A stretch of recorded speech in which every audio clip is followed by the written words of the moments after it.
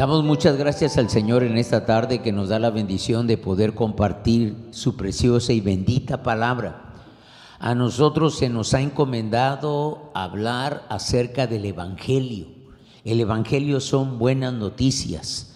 Las buenas noticias son que nosotros tenemos vida eterna en Cristo Jesús nuestro Señor. Y muchas veces nosotros creemos que al venir a Cristo, como yo hablaba en ocasiones anteriores, todos nuestros problemas se acabarían. Y a veces nos ha tocado ver que al impío le va bien, que al malvado le va bien. Yo quiero tomar como referencia esta expresión, la utilidad del malvado. Alguien escribió, Milor Fernández escribió, no todo está perdido. Un criminal empedernido todavía sirve como mal ejemplo. Dígase de otra manera, no todo está mal, aún el malo tiene un buen propósito y eso tal vez no lo entendemos nosotros. Pero antes de continuar con este tema, yo quiero compartir una palabra que el Señor puso en mi corazón en el Salmo 49, versículo 5, que dice: ¿por qué he de temer en los días de adversidad?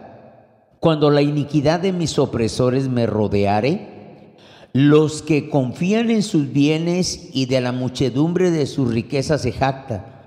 Ninguno de ellos podrá en manera alguna redimir al hermano, ni dar a Dios su rescate. El salmista aquí está diciendo que nosotros, por mucho que nos vaya bien, económicamente sobre todo, no podemos hacer nada por la salvación de un familiar. Estamos hablando de la salvación eterna, porque dice la palabra, porque la redención de su vida es de gran precio y no se logrará jamás. No hay dinero que alcance, no hay oro, no hay plata, no hay recurso que alcance para la salvación de una persona. Esta solo se puede obtener por la bendita sangre derramada por Cristo Jesús en la cruz del Calvario. Dice el verso 9, para que viva en adelante para siempre y nunca vea corrupción. Y el texto sigue y está hablando de el caminar de los impíos. Y dice el verso 13, su camino es locura. Y cuando nosotros continuamos leyendo la palabra en el capítulo 50, la palabra de Dios dice así: pero al malo dijo Dios, ¿qué tienes tú que hablar de mis leyes y que tomar mi pacto en tu boca? Pues tú aborreces la corrección. Una característica muy particular de la gente impía es que ellos no aceptan corrección. Ellos son sabios en su propio camino. Ellos están caminando bien. Nadie los puede corregir. Nadie les puede instruir. Dice la palabra, porque tú aborreces la corrección y echas a tus espaldas mis palabras. Si veías al ladrón, tú corrías con él, y con los adúlteros era tu parte. Tu boca metías en mal y tu lengua componía engaño. Tomabas asiento y hablabas contra tu hermano, contra el hijo de tu madre ponías infamia. Estas cosas hiciste y yo he callado. Pensabas que de cierto sería yo como tú, pero te reprenderé y las pondré delante de tus ojos. De esta manera nosotros podemos visualizar un poco mejor acerca de lo que yo quiero compartir. Cuando yo estoy hablando de la utilidad del malvado, yo también estoy hablando acerca de la conocida promesa bíblica que afirma que Dios dispone todas las cosas para el bien de quienes le aman. Eso lo encontramos en Romanos 8:28. Yo voy a pedirle a mi esposa que por favor nos lea esta cita. Y sabemos que a los que aman a Dios, todas las cosas les ayudan a bien, esto es, a los que conforme a su propósito son llamados. Gracias. Esto pasa por la utilidad que aún los pecadores más contumaces e impenitentes pueden aún a su pesar prestar a la causa de Dios, sirven para la causa de Dios. Y al fin y al cabo, toda obra del Señor tiene un buen propósito. Voy a pedir a mi hija Susi que lea Proverbios 16:4. Proverbios 16:4. Todas las cosas ha hecho Jehová para sí mismo, y aun al impío para el día malo. Gracias. Así pues, el malvado cumple también un papel providencial, el de servir de escarmiento para los que observan. Así pues, el malvado cumple también un papel providencial, el de servir de escarmiento para los que observan, pues no puede negarse que, con todo y ser un mal ejemplo, el resultado visible de sus malas acciones puede cumplir un importante y gráfico papel didáctico, disuasivo de quienes lo observan. Voy a pedir a mi hija Mimi que por favor lea Job 34:26. Como a malos los herirá en lugar donde sean vistos. Fíjate cómo dice la Escritura, en lugar donde sean vistos. Hay una palabra, hay una expresión en la Escritura que le dice el Señor al infractor: tú lo hiciste en oculto, yo lo voy a hacer a los cuatro vientos. También encontramos en Jeremías 34:17. Voy a pedirle a mi hija Raquelito. Por tanto, así ha dicho Jehová: vosotros no me habéis oído para promulgar cada uno libertad a su hermano y cada uno a su compañero. He aquí que yo promulgo libertad, dice Jehová, a la espada y a la pestilencia y al hambre, y os pondré por afrenta ante todos los reinos de la tierra. Fíjate, dice, y os pondré por afrenta. El Señor había mandado a que el pueblo de Dios pusiera en libertad a sus hermanos. Y ellos dijeron que sí, pero no lo hicieron.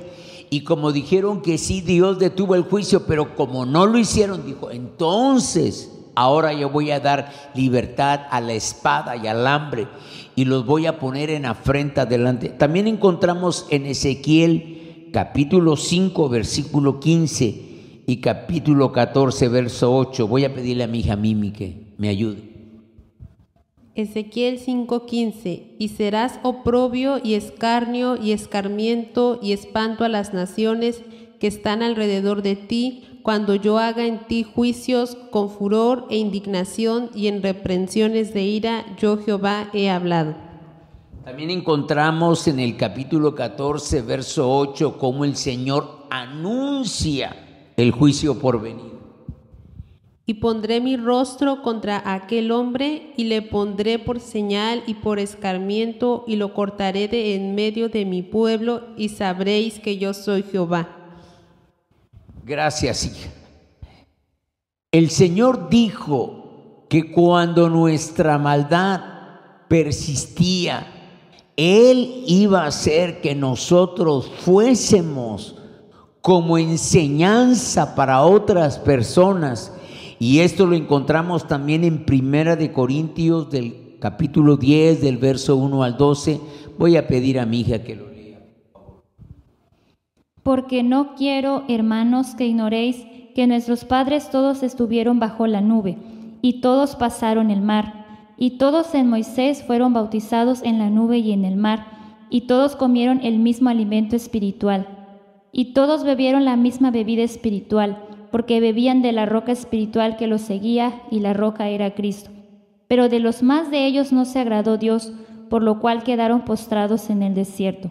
Mas estas cosas sucedieron como ejemplos para nosotros, para que no codiciemos cosas malas como ellos codiciaron, ni seáis idólatras como algunos de ellos. Según está escrito, se sentó el pueblo a comer y a beber, y se levantó a jugar.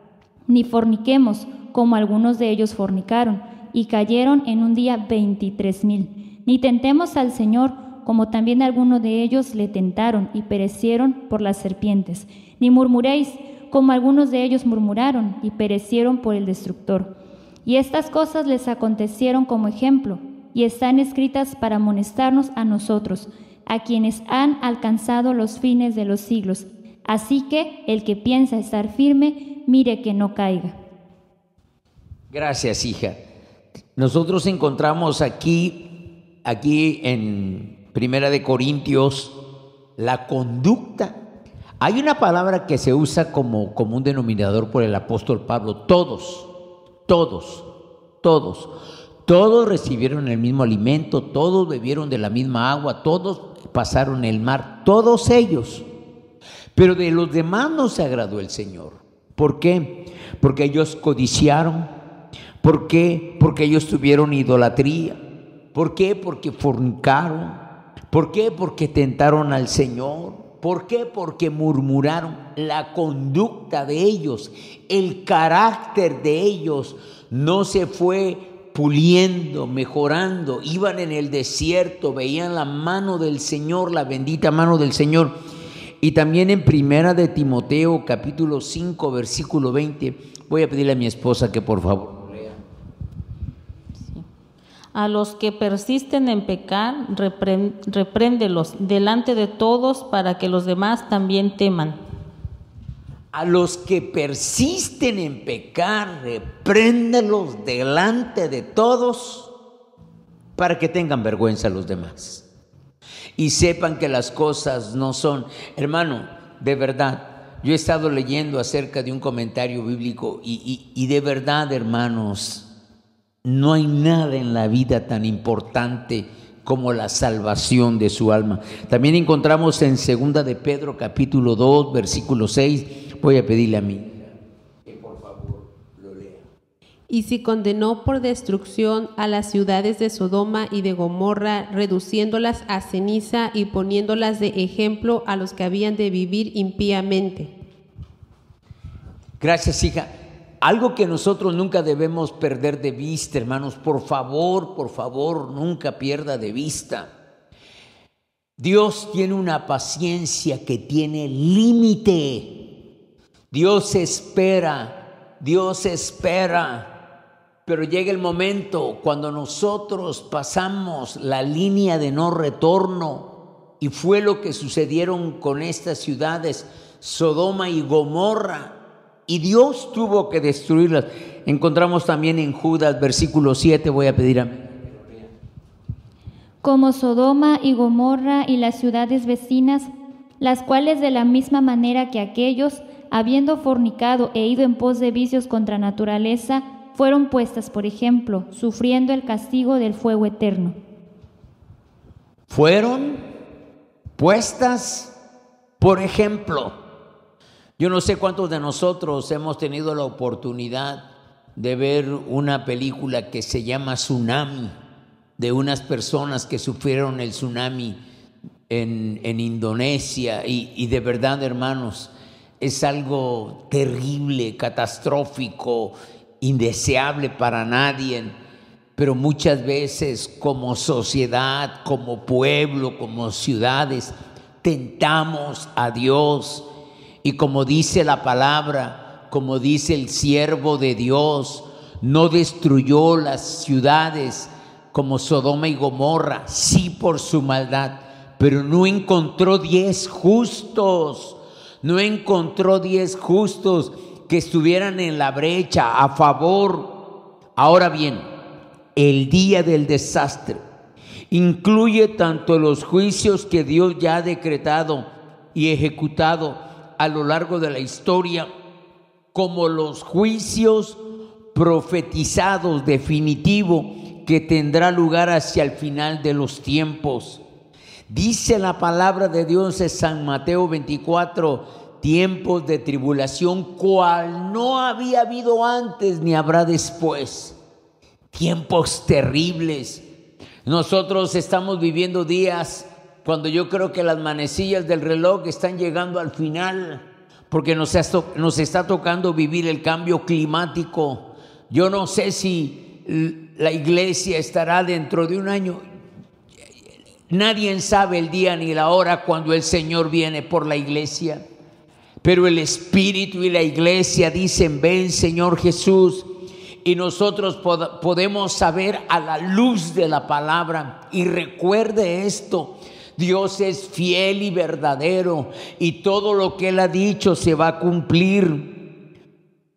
Todos los anteriores son simples anuncios y anticipos de lo que va a suceder hacia el final de los tiempos. Por eso es que de manera sorprendente los malvados pueden salvarse de recibir lo merecido, pasando sin daño por los juicios históricos ejecutados por la providencia divina.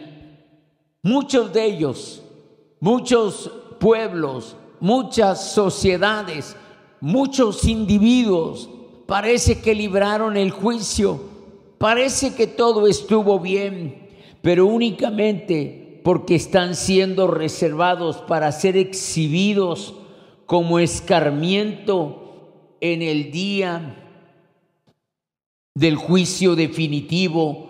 Nosotros tenemos que tener esto bien claro.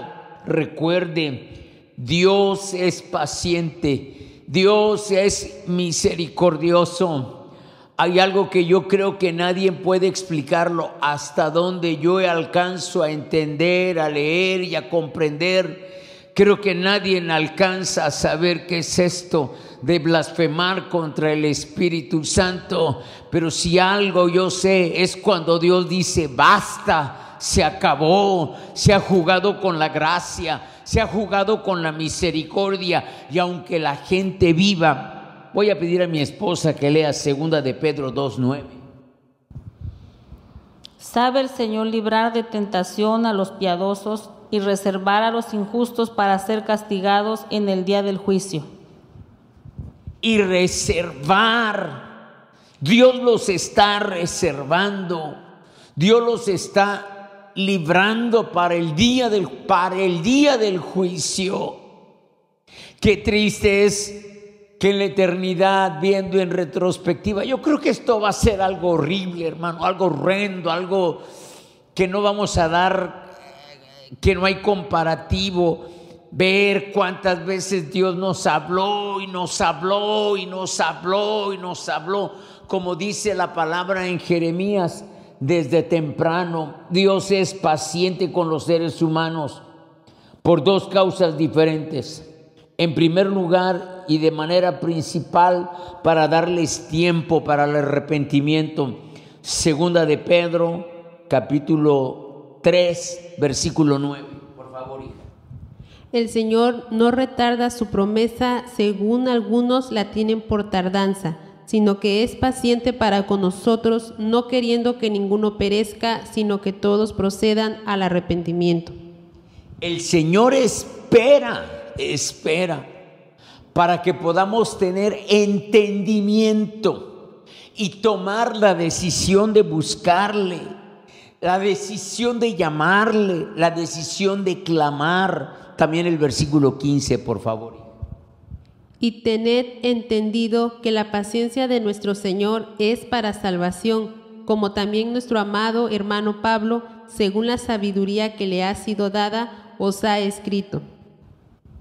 El Señor es paciente, esperando que procedamos nosotros al arrepentimiento. Esto es en primer lugar. Nos ha dado tiempo para el arrepentimiento. Yo no sé si el Señor hubiese venido la semana pasada, nos hubiésemos salvados, pero nos ha dado una semana más. O si hubiese venido ayer, hoy podemos ver este día.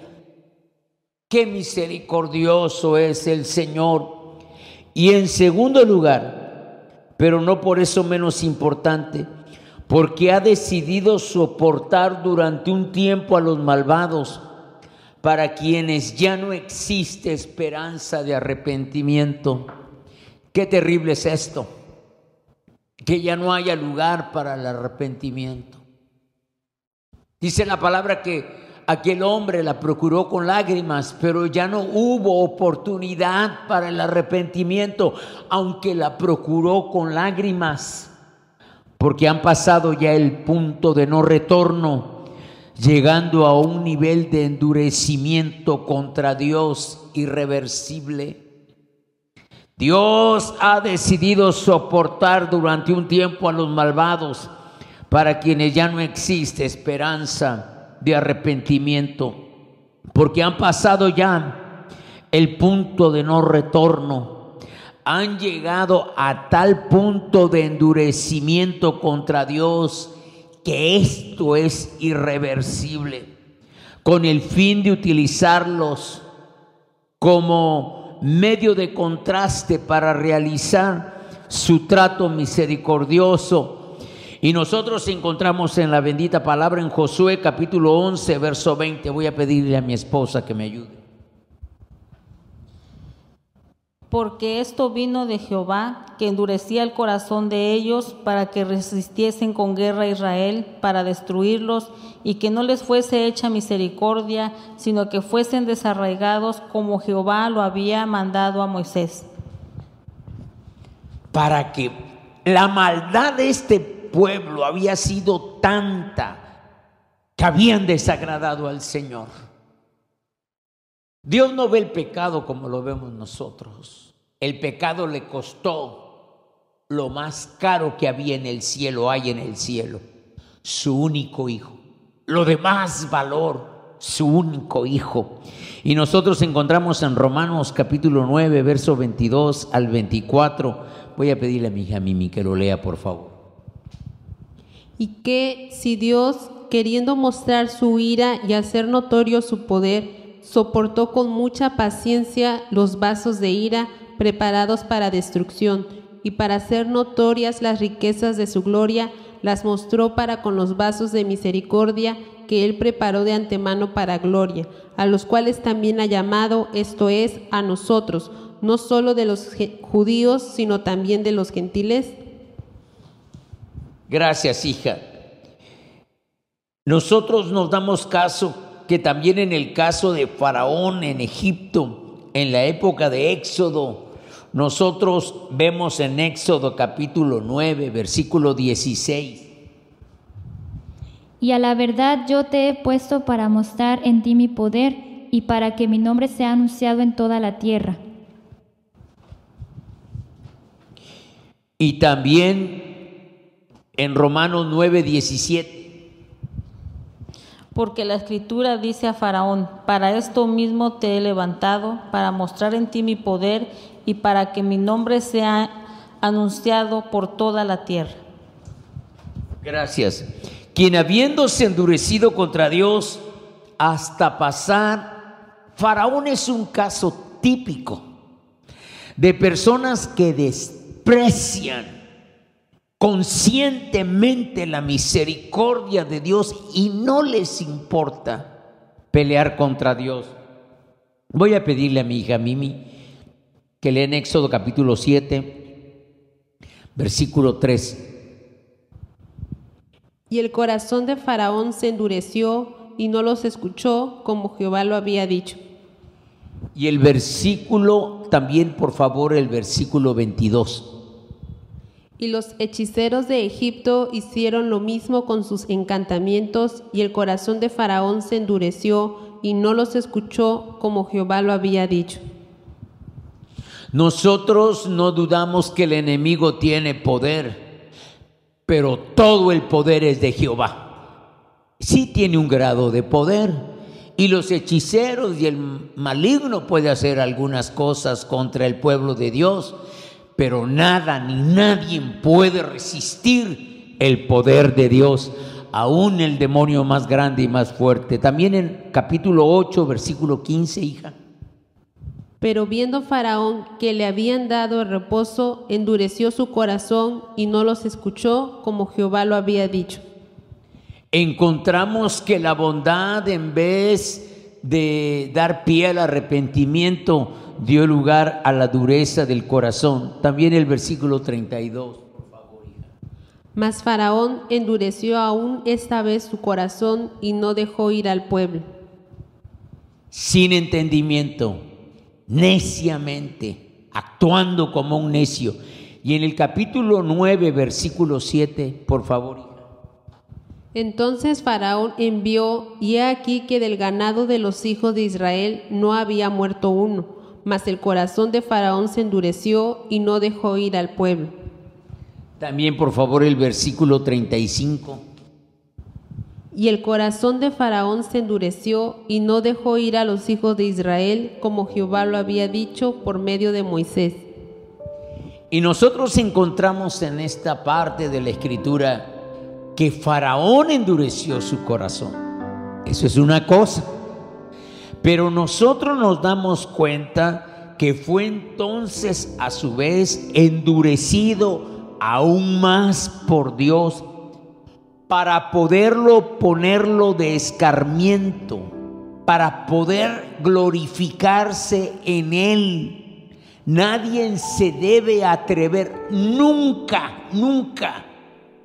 a oponerse a la voluntad de Dios, a la voluntad del Señor.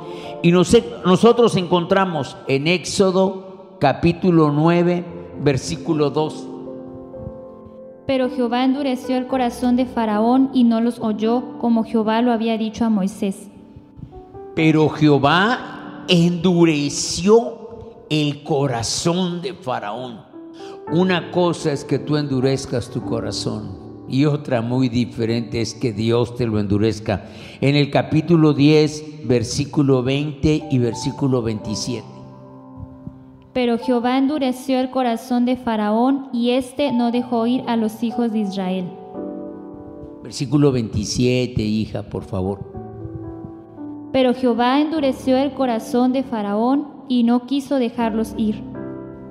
Reiteradamente nosotros encontramos la mano del Señor endureciendo el corazón de este hombre perverso. En el capítulo 11, verso 10. Y Moisés y Aarón hicieron todos estos prodigios delante de Faraón, pues Jehová había endurecido el corazón de Faraón y no envió a los hijos de Israel fuera de su país. Finalmente el capítulo 14, verso 8, por favor, hija.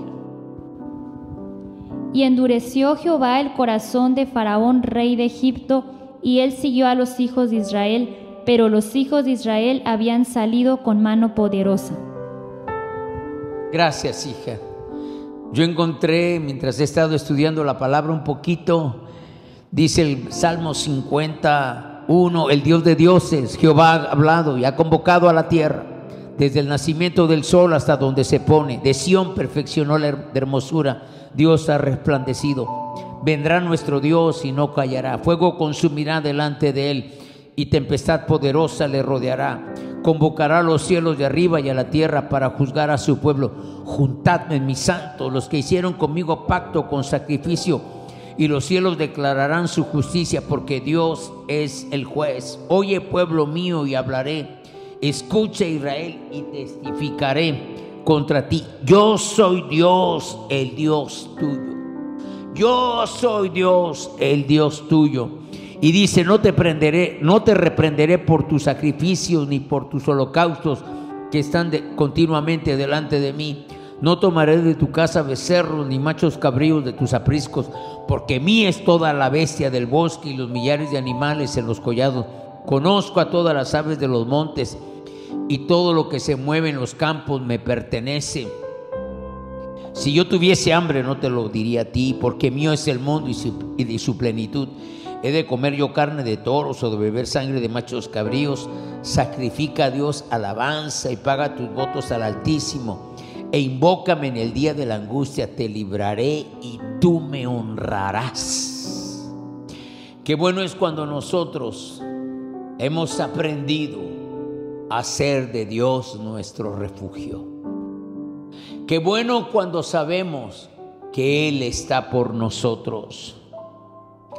Dice Romanos, para terminar, capítulo 9, versículo 18 en la NBI. Dios tiene misericordia de quien quiere tenerla y endurece a quien quiere endurecer.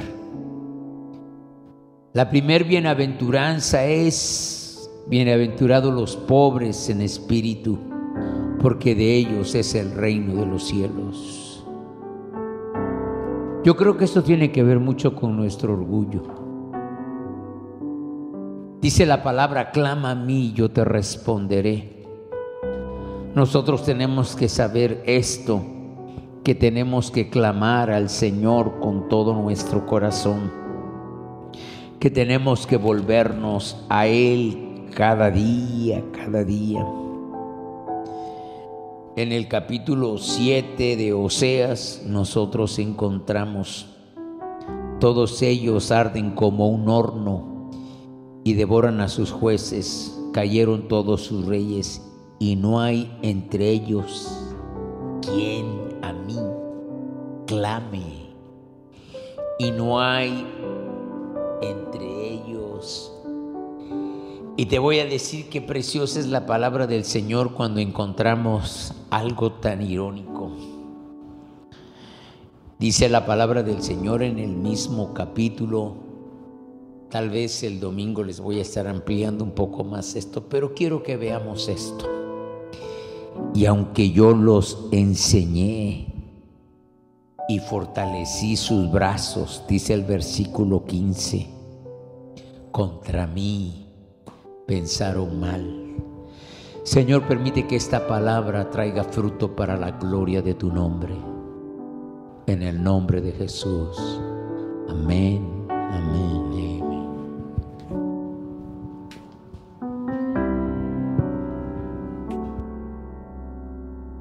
Yo quiero más de ti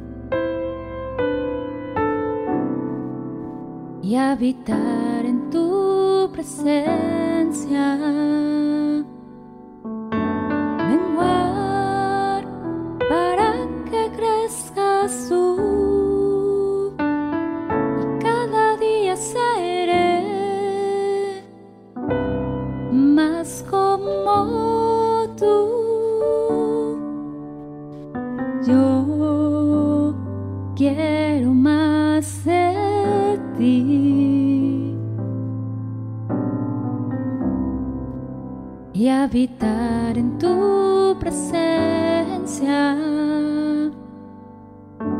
menguar para que crezcas tú y cada día seré más como tú. Quebranta mi corazón, quebranta mi vida, te entrego mi voluntad a ti. Todo lo que soy, Señor, todo cuanto tengo es tuyo. Yo quiero menguar para que crezcas tú. Yo quiero más de ti y habitar en tu presencia, menguar para que crezcas tú y cada día seré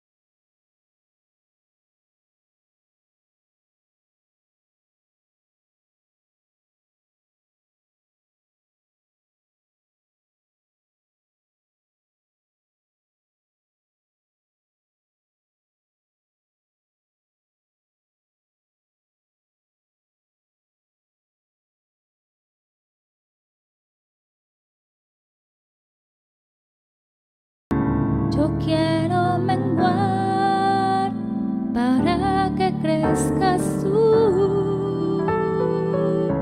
Yo quiero menguar para que crezcas tú.